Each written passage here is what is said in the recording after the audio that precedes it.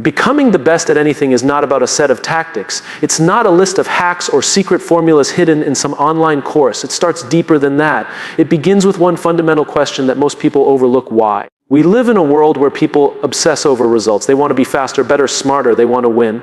And yet, most of them fall short not because they lack skill, but because they never took the time to understand the purpose behind what they're doing.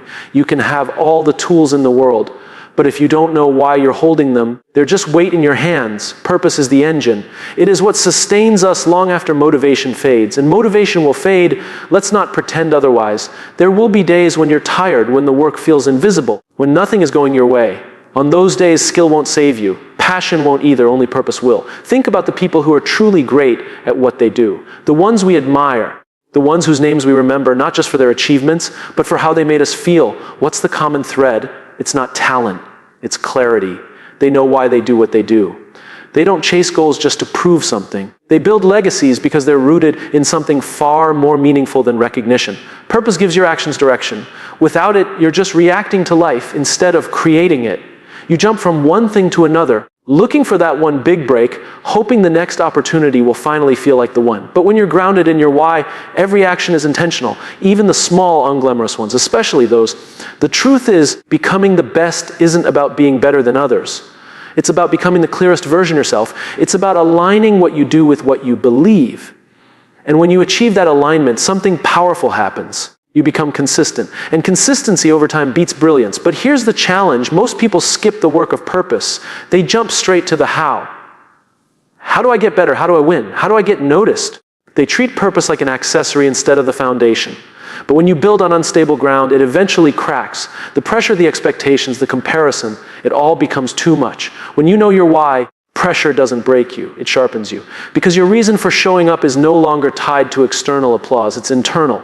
And that makes you unstoppable. Let me tell you a story.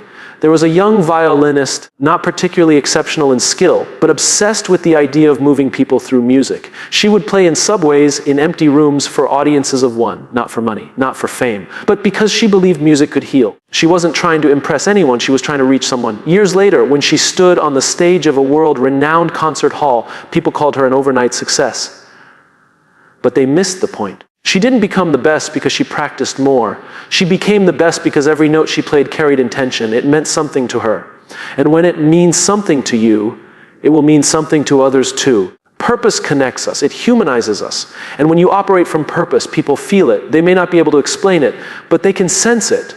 That's the difference between someone who's good and someone who's unforgettable. Now, some people might say, I don't know my purpose. That's okay. It's not something you find on a mountaintop or in a book. It's something you uncover layer by layer by paying attention to what moves you. What breaks your heart? What fires you up? What's the thing you'd still do if no one was watching? That's where your why begins. It's not always glamorous. Sometimes your purpose is born out of pain, out of frustration, out of the desire to fix something that never should have been broken in the first place. And that's powerful, because when your work comes from something personal, it carries weight.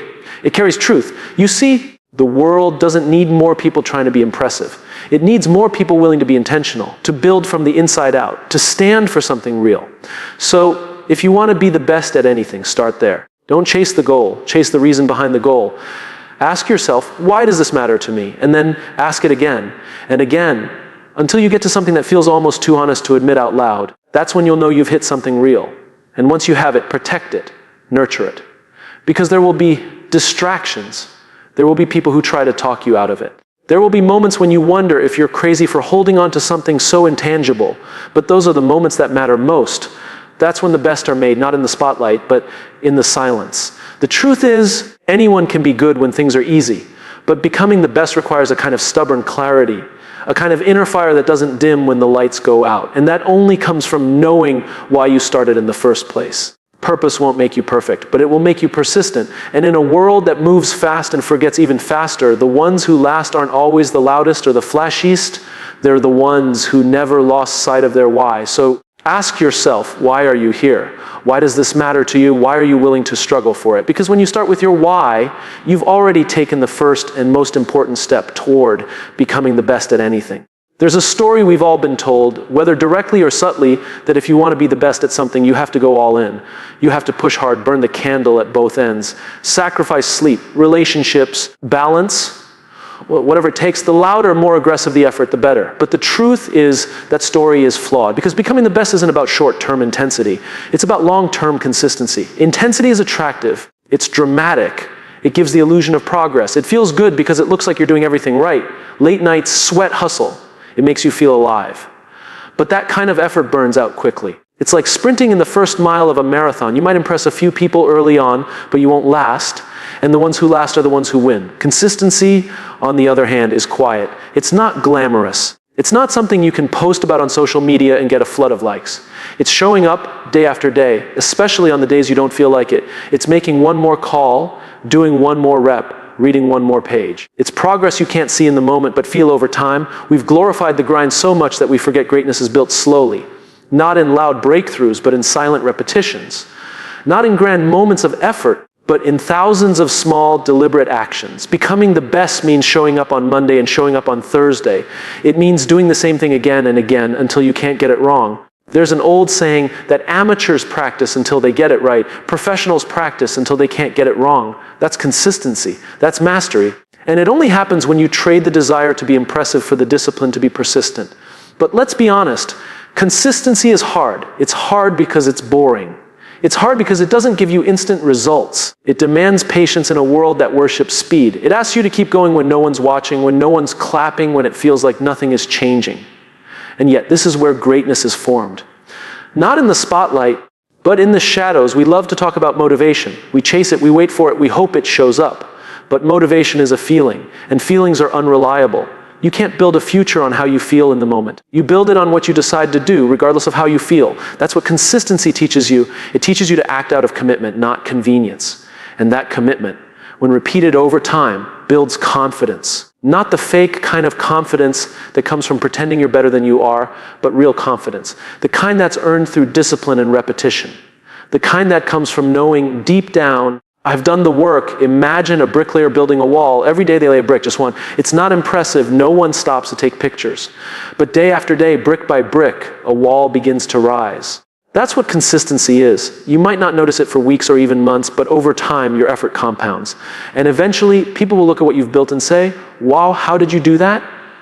And your answer will be simple. I laid a brick every day. We live in a culture obsessed with big wins, viral moments, rapid transformation. But real growth doesn't happen in bursts, it happens in rhythm.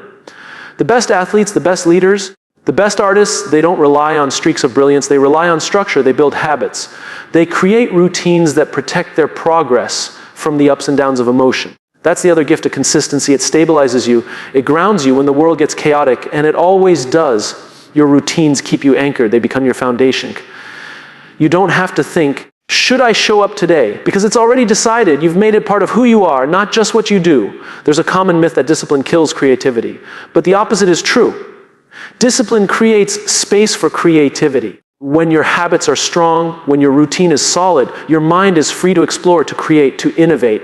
Consistency doesn't limit you. It liberates you. It allows you to perform at your best because the basics are already taken care of. But you have to trust the process. And that's hard, especially when results are slow. There will be times when you question whether your effort is worth it, when you wonder if anyone even notices. But here's what you need to remember. The results are never immediate, but they are inevitable. If you stay consistent, growth will come. Success will come. Excellence will come. It's not a matter of if, it's a matter of when. There's power in momentum. Once you get into motion, it gets easier to stay in motion. But you have to start, and then you have to keep going, even when it's uncomfortable, even when you're tired, especially then, because that's when the average stop and the best keep going. There's a Japanese concept called kaizen. Continuous improvement. It's the idea that greatness isn't found in quantum leaps, but in tiny upgrades. 1% better each day, one small improvement over and over again. It doesn't sound like much, but over time it becomes unstoppable. That's what consistency looks like. Not perfection, but progress. So ask yourself, what can you commit to daily? Not what can you do when you feel inspired, but what will you do when you feel nothing? Can you build a routine that supports your goal even when life gets messy? Can you keep the promise you made to yourself, not just for a week, but for a year? Because the difference between those who dream of being the best and those who become the best is simple. The best do the work. Every day. They don't wait for the perfect moment. They create it. They don't rely on luck. They rely on consistency. You don't need to be extraordinary to be consistent. But consistency over time will make you extraordinary. One of the most underrated qualities of people who become the best at what they do is this: they're coachable. They don't just tolerate feedback. They seek it. They invite criticism, not because they enjoy being told they're wrong, but because they understand that growth doesn't happen in isolation. It happens in community. It happens through honest, sometimes uncomfortable conversations that stretch us, challenge us, and most importantly, wake us up. There's a tendency in our culture to glorify the self-made individual, the myth of the lone genius, the person who figured it all out on their own. But when you look closer, you'll realize that no one becomes great alone. The best are surrounded by people who hold them accountable, who see their blind spots, who care enough to tell them the truth. That's what being coachable is all about. It's about humility. It's about being open. It's about choosing growth over ego. Ego is the enemy of excellence. It tells you that you've arrived, that you're good enough, that you don't need help. But ego doesn't care about your future. It only cares about your pride. And pride never built anything worth remembering. People who are truly committed to becoming the best know that they don't have all the answers. In fact, they get excited when they realize there's something they don't know, because that means there's room to get better. They don't view feedback as an attack. They see it as a tool, a gift. And it is, because it reveals what you can't see on your own. It opens your eyes to behaviors, habits, attitudes that may be holding you back without you even realizing it. But here's the thing about feedback. It's rarely comfortable. It pokes at our insecurities. It touches places we'd rather leave hidden. That's why most people avoid it. They surround themselves with people who say what they want to hear, not what they need to hear. They build echo chambers instead of accountability circles. And then they wonder why they're stuck. Growth requires friction. Not the kind that breaks you down, but the kind that polishes you. Think of it like refining a diamond. The rough edges are smoothed away through pressure, through rubbing, through repeated contact with something stronger. The same is true for us. We need people in our lives who challenge us, who don't let us settle, who aren't afraid to call us out, not to hurt us, but to help us. Being coachable doesn't mean you accept every piece of feedback. It means you listen with curiosity instead of defensiveness. You ask yourself, is there truth here? What can I learn from this? And even if the delivery is imperfect, even if it stings, you still extract the lesson. Because the goal isn't to feel good. The goal is to get better. It takes courage to be coachable. It means admitting that you have more to learn, that you're a work in progress. And that's not weakness, it's wisdom. The moment you think you've arrived is the moment you stop growing. The best never stop learning. They read, they ask questions, they study people who are better than them, not to compare, but to understand. Because they know that every conversation, every experience, every moment carries the potential to teach them something new. The opposite of being coachable is being defensive. And defensiveness is a mask we wear to protect our ego. When someone offers feedback and we immediately explain, justify, or deflect, we rob ourselves of an opportunity. We turn a mirror into a wall. And without mirrors, we can't see what needs changing. Some of the most transformative moments in your life will come from uncomfortable truths. A teacher telling you you're not pushing hard enough. A mentor pointing out the subtle ways you sabotage yourself. A friend calling out the gap between your words and your actions. Those moments can feel harsh in real time, but in hindsight, they become turning points.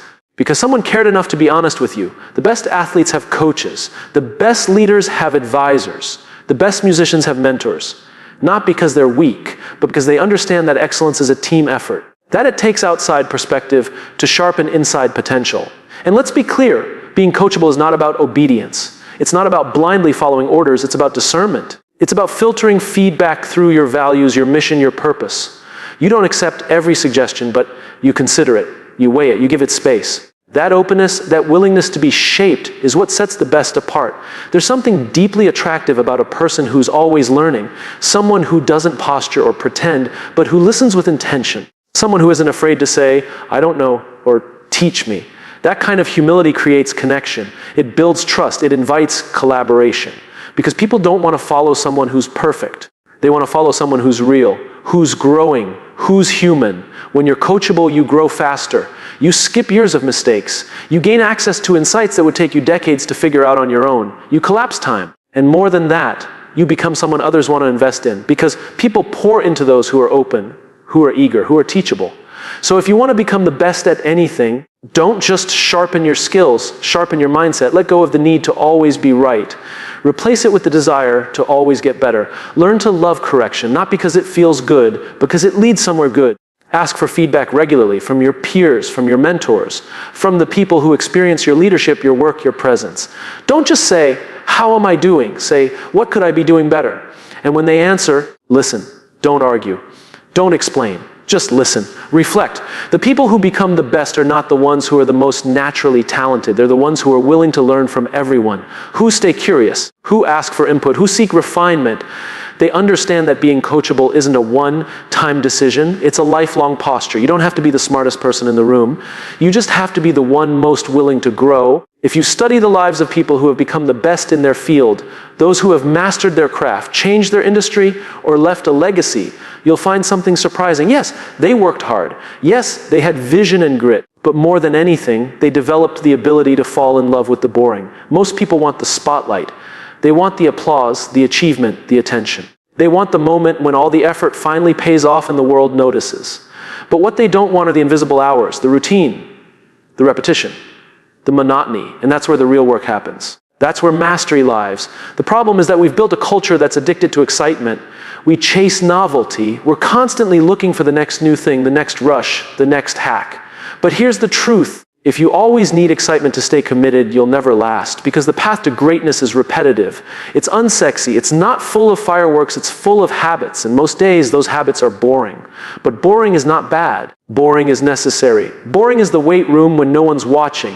It's the early morning practice that doesn't make the highlight reel. It's the late night editing session after everyone else has gone to bed. It's doing the same drill, the same exercise, the same routine, not until you get it right, but until it becomes who you are. That's the shift. At first, repetition feels like a chore, but over time, it becomes your identity.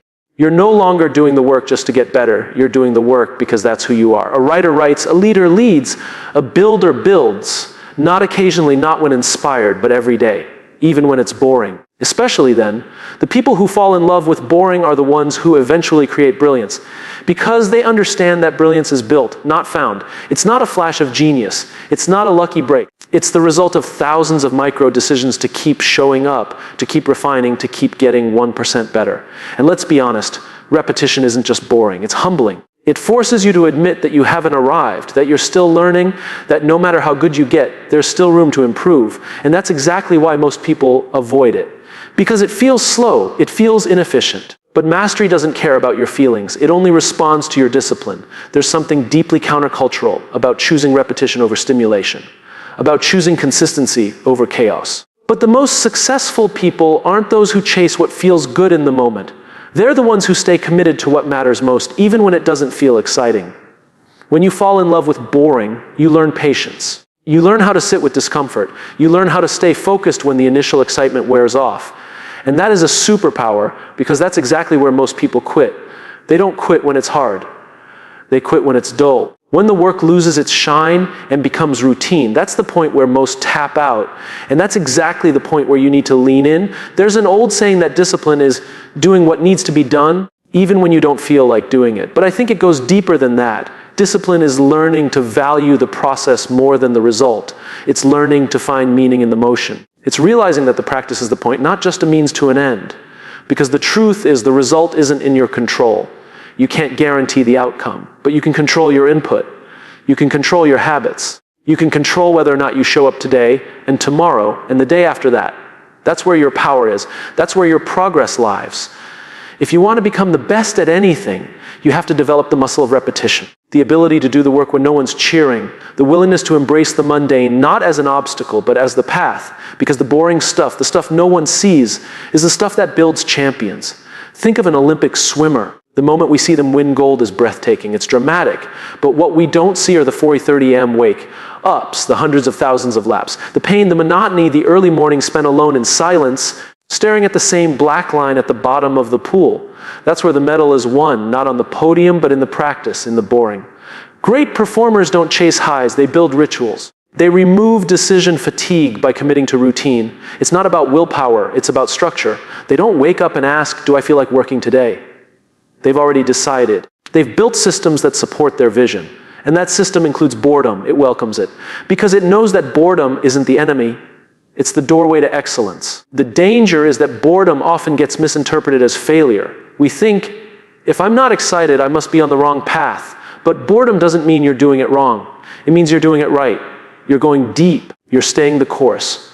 You're doing the work that separates dabblers from masters. You don't need to feel amazing every day to make progress. You just need to stay in motion. You need to trust that your small, boring actions are leading somewhere meaningful, because they are. And one day you'll wake up and realize that the boring work you once resisted has become your competitive advantage. While others were distracted, you were building. While others were chasing excitement, you were crafting excellence. And now people will look at what you've built and call it talent. But you'll know the truth, it wasn't talent. It was your ability to love the boring. So if you're doing the work and it feels repetitive, keep going. If it feels quiet, keep going. If it feels like no one notices, keep going. Because the difference between those who are good and those who are great is this: the great ones learn to love the boring stuff. And that love is what made them the best. One of the most misunderstood ideas about success is that it's a solo journey. That the people who become the best are the ones who shut out the world, climb the mountain alone, and stand at the top with a flag in hand and no one by their side. But that picture is a myth, because the truth is, the people who rise the highest are often the ones who lift others as they climb. Greatness is not measured by how far ahead you are of everyone else. It's measured by how many people you bring with you. The people who become the best at anything do not hoard knowledge, insight, or opportunity. They share it, they teach it, they model it. Because they understand something that most people miss: success is most meaningful when it's shared. When you look at the most inspiring leaders, creators, athletes, or entrepreneurs, there's a common thread: they care deeply about others. They don't see success as something to protect. They see it as something to multiply. They don't just strive for excellence in themselves, they help others rise to their potential. And that's what makes their impact last. There's something powerful about choosing to be generous with your growth. To not just focus on what you can achieve, but on what you can give. To recognize that your progress isn't just about you. It's about everyone who is affected by your presence, your leadership, your influence. Becoming the best means realizing that your example becomes someone else's permission. We all have people who helped us get to where we are. Someone who believed in us, challenged us, encouraged us, opened a door when we couldn't even find the hallway. And often, they didn't do it in dramatic ways. Maybe they asked the right question at the right moment. Maybe they saw something in us that we didn't see in ourselves. Maybe they just stayed by our side when we were ready to give up. That's what lifting others looks like. It's intentional, but it's not always loud. You never know the impact of your words or your example. What feels like a small gesture to you could be a defining moment for someone else. That's the beauty of leadership. It multiplies. When you commit to helping others rise, you create a ripple effect that reaches further than you'll ever see. And here's the paradox: the more you lift others, the stronger you become. Because something shifts in you when you stop seeing people as competition and start seeing them as collaborators. When you stop guarding your knowledge and start mentoring others. When you stop trying to win alone and start building a team that wins together, it changes everything. You begin to grow in new ways. You become more aware, more grounded, more human. It takes confidence to lift others, because insecure people hoard, they protect, they isolate. But secure people share, they encourage, they invite. They don't see someone else's success as a threat. They see it as a win for everyone. And that's what the best understand. They know that rising alone isn't nearly as fulfilling as rising together. There's a reason the best teams outperform the best individuals. It's because the power of we is always greater than the power of my. When you build others up, you create loyalty, you build trust, you inspire commitment. And that doesn't just make you better. It makes everyone around you better. And in the long run, that's what sustains greatness. Lifting others doesn't mean you sacrifice your standards. It doesn't mean you lower the bar. In fact, it often means you raise it. Because when people know you believe in them, they rise to meet the expectation. They grow into the space you create for them. People don't grow when they're criticized. They grow when they're believed in. You don't have to be in a formal leadership position to lead like this. You just have to choose to care. You have to choose to see others, to celebrate progress, to offer encouragement, to speak life into people who are still trying to find their footing. That kind of leadership doesn't require a title. It requires heart. It also requires vulnerability. Because lifting others means admitting that you don't have all the answers. It means being open about your journey, your struggles, your lessons. And that kind of honesty creates safety. It creates connection. It says, I've been there too. And if I made it through, so can you. Well, one of the most powerful things you can do is share what you've learned. Not in a way that makes you look impressive, but in a way that makes someone else feel possible. Success should not intimidate, it should inspire. And that happens when people see not just your victories, but your journey, when they realize you weren't always where you are now, that you had doubts, setbacks, failures. And you kept going. That's the story people need, not the highlight reel, the human story. The story of resilience, of community, of generosity. Because at the end of the day, we don't remember people for how perfect they were. We remember them for how they made us feel, for how they treated us, for how they helped us believe a little more in ourselves. And here's what happens when you live like this. People start to show up differently around you. They feel safe. They feel seen. They feel valued. And that kind of environment doesn't just create success, it creates significance. It creates culture. It builds legacies that last far beyond any individual achievement. So the next time you make progress, don't just ask, how far did I go? Ask, who did I bring with me? When you learn something new, don't just keep it to yourself. Share it, teach it, model it. When you find your voice, use it to give others permission to find theirs. Because real greatness is not about being the best in the room, it's about making the room better because you're in it. The people who change the world aren't just the ones who accomplish a lot. They're the ones who elevate others along the way. They understand that becoming the best isn't just about what you achieve. It's about how many people you empower. It's about creating a ripple of excellence that outlives you. So if you want to become the best at anything, remember this: don't climb the mountain alone. Bring others with you. Teach them what you've learned. Celebrate their wins as much as your own. Because in the end, the true measure of success is not how high you climb. It's how many people rise because of you,